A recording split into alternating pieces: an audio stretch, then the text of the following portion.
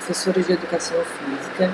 Talvez muitos de vocês me conheçam, alguns eu tive a oportunidade de conhecer aqui na escola, mas quem ainda não teve a oportunidade de vir presencialmente, eu vou me apresentar por vídeo.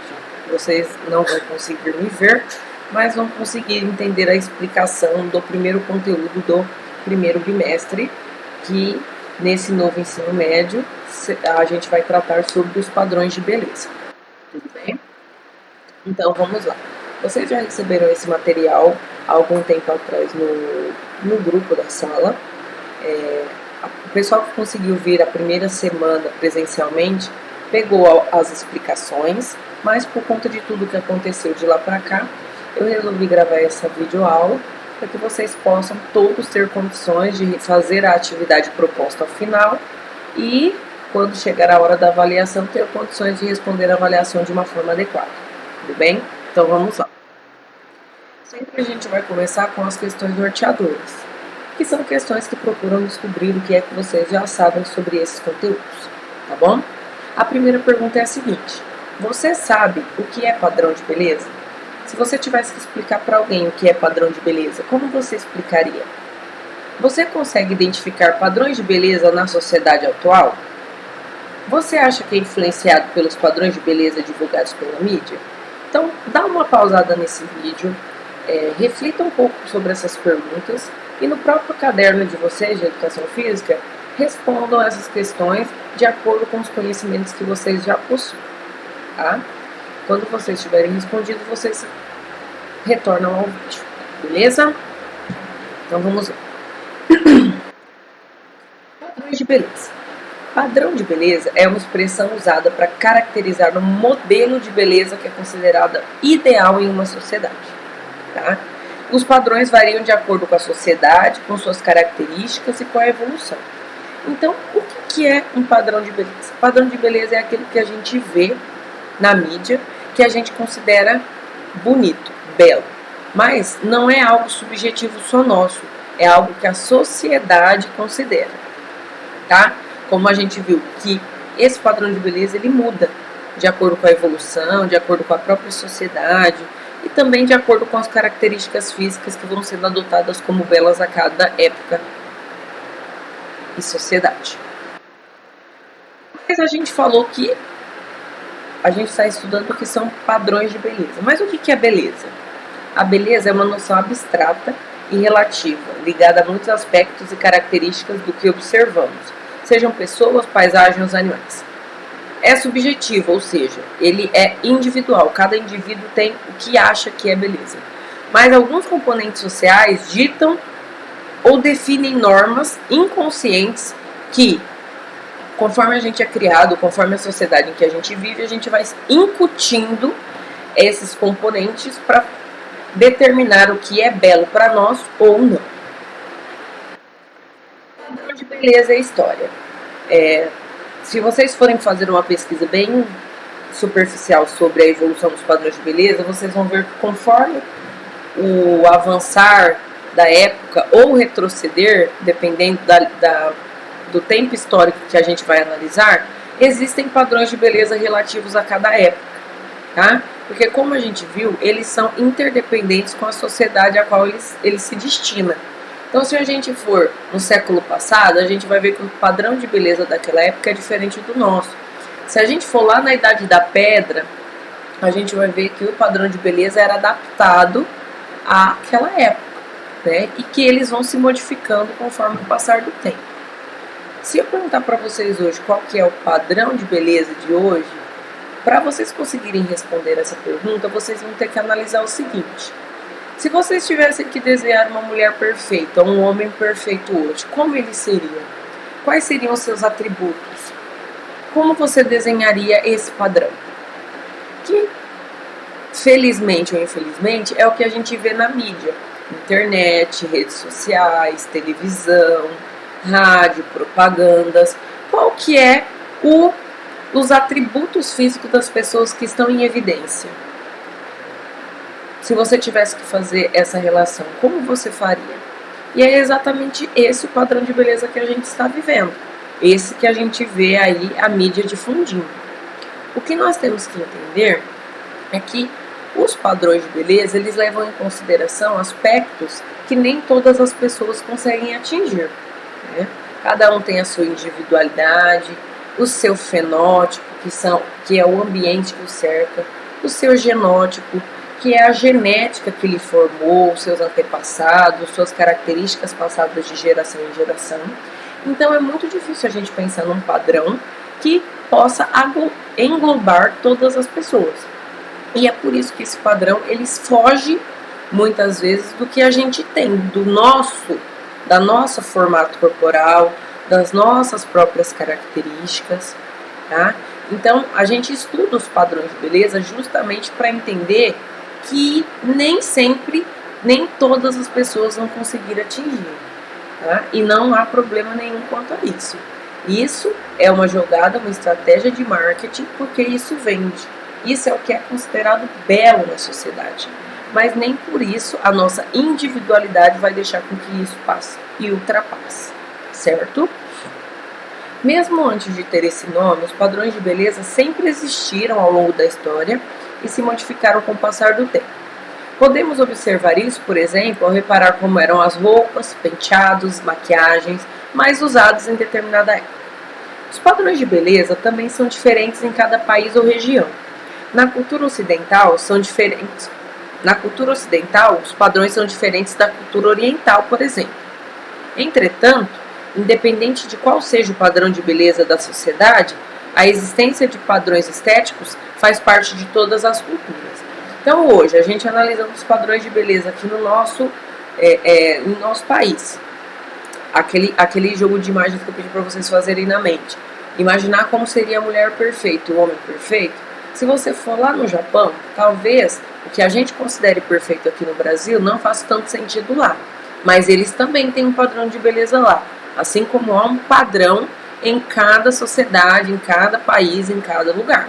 Tá? Independente da cultura que haja nesse local, há um padrão de beleza a ser estipulado, a ser seguido ou não. Tá bom? Então aqui eu tenho uma mini linha do tempo com as características aí corporais, estéticas de algumas sociedades em alguns períodos históricos. Então a gente pode perceber que a gente analisou nessa mini linha do tempo somente o aspecto feminino, né? E em 7 momentos, digamos assim. 8 momentos. Então, nós temos desde a pré-história até os anos 90 uma evolução que a gente pode perceber, né? Uma diferenciação dos padrões femininos, tanto de cabelo, tanto de maquiagem, tanto de formato corporal, né? E isso é só um pequeno linha do tempo, porque ela é muito longa, vem desde a pré-história, certo? Então, analisando criticamente, a gente vê que na pré-história, isso é uma escultura, mas nós temos um corpo com bastante reserva de gordura, digamos assim, né? Um corpo bastante avantajado. Por quê? Na pré-história, se vocês lembrarem do que vocês já estudaram sobre essa época, as pessoas tinham que caçar para comer, tinham que andar para conseguir água, elas viviam mudando de um lugar para o outro para conseguir alimento e para não haver conflitos ali entre quem morava. Então, eles não tinham como reservar muita gordura no corpo porque eles gastavam muita energia. Quem conseguia acumular gordura eram quem mandava, né? Quem tinha os meios de não trabalhar ativamente, quem tinha as possibilidades de receber alimentos de outras pessoas. Então, o padrão de beleza era de riqueza também. Depois a gente chega no Renascimento, onde os tecidos, né? Quantidade de tecidos e as cores escuras e as mulheres tampadas até o pescoço, somente com o rosto também mostra uma cultura completamente diferente daquela que a gente viu na pré-história, né? O corpo das mulheres já começa a se tornar mais magro. No século XVIII, a gente já percebe também o advento dos tecidos, o corpo das mulheres tampado, mas nem tanto, a gente já percebe uma abertura no colo, o cabelo também muda.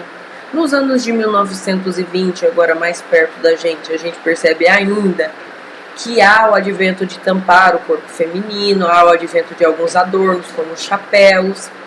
Logo depois, em 1950, há uma diminuição na quantidade e no tamanho das roupas, o cabelo também passa a ser uma forma diferenciada, e isso vai evoluindo até os anos de 1990, quando as roupas passam a ser mais curtas e as mulheres passam a usar calças. Tá? Tudo isso respeitando ali a história e a cultura que fazia parte de cada época que a gente está analisando. Essa é uma mini linha do tempo, só para a gente entender como que muda, né? É uma linha que daria para ser colocada muito mais extensa, mas só com esse recorte histórico a gente já consegue analisar as mudanças.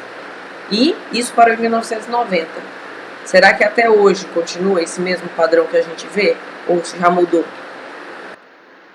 Como identificamos o que é belo? A sensação de beleza é inata e existe desde a criação do homem. Do mesmo modo, desde que nascemos, nos ensinam e dizem o que é beleza. É por isso que, se compartilharmos traços culturais, é comum pensar que coisas lindas são semelhantes.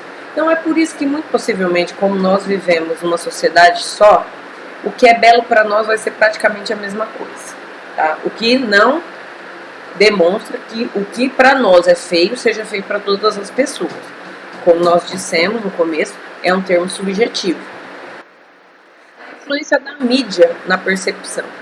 Agora, no ensino médio, a gente vai perceber muito as influências que as nossas opções, que as nossas posições, que os nossos argumentos têm de fatores externos. E um desses fatores externos muito influentes são as mídias, seja ela TV, hoje muito mais as redes sociais e a internet, né? Os meios de comunicação de massa têm grande influência na valorização de determinados padrões de beleza em comparação com outros.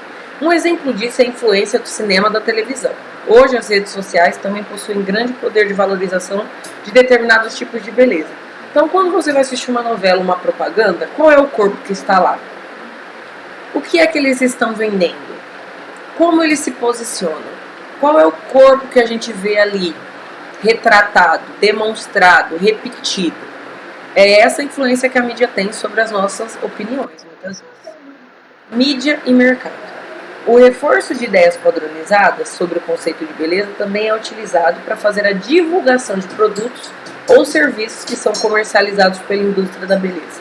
Pare e analisa quantas propagandas de produtos de beleza você já viu. E quem são as pessoas que estão fazendo essas propagandas? Vamos dar um exemplo bem claro? Quem aqui de nós já assistiu uma propaganda, por exemplo, de uma academia ou de algum produto para emagrecimento? Geralmente, são pessoas acima do peso que estão fazendo essa propaganda? Geralmente, são pessoas com algum problema na pele que fazem propaganda de produtos para a pele? Não, dificilmente são essas pessoas. Por quê? Porque a imagem que está lá vendendo esse produto é a imagem do que se espera. Então, é o padrão do que se espera. E é por isso que a gente não vê pessoas acima do peso fazendo propaganda de academia e nem pessoas com problemas de pele, com acne, fazendo propaganda de produtos de beleza. Tá? Críticas. Uma das principais críticas sobre os modelos, sobre esse tipo de modelo, é que a definição de um padrão não incentiva o respeito às diferenças. Como eu disse no começo da aula, todos nós somos pessoas diferentes, não tem como um ser igual ao outro, e o padrão, ele padroniza, ele coloca quase que todo mundo dentro da mesma caixa, e nem todo mundo cabe aí. E com isso geram-se sentimentos como angústia, frustração, desânimo, ansiedade. Por quê? Porque não levar em consideração as nossas diferenças, pensar que todo mundo teria que ser igual, não faz sentido nesse mundo plural que a gente vive. A existência de um único padrão define que somente um determinado tipo deve ser considerado esteticamente bonito ou aceitável. Então tem aquele padrão que a gente considera bonito e o restante tem algum defeito, ou é feio, né? Além disso, os padrões podem fortalecer a existência de estereótipos, ou seja, ideias estritas a respeito do que é socialmente aceito como bonito. Quando a gente engessa, paralisa um padrão, tudo aquilo que não cabe dentro desse padrão não é aceito. E com isso, geram ideias e estereótipos das pessoas que não conseguem atingir aquele padrão, porque muitas vezes aquele padrão não é possível de ser atingido por algumas pessoas, e aí isso gera uma frustração muito grande. As Críticas aos padrões também envolvem o questionamento sobre a forma de definição do padrão. Porque quem que define esse padrão? Pessoas restritas que, ligadas e relacionadas com a mídia, criam o seu próprio padrão e colocam isso para as outras pessoas que não fizeram parte dessa definição. Como consequência, é comum que as pessoas que não se enquadrem no padrão sintam-se tristes e com baixa autoestima por realmente estar fora desse padrão. Eu não vou entrar nessa parte, pessoal, porque eu tenho uma atividade para passar para vocês sobre esse conteúdo que a gente acabou de conversar. Então aguardem que logo mais eu passo no grupo, tá bom? Até mais, pessoal, até a próxima.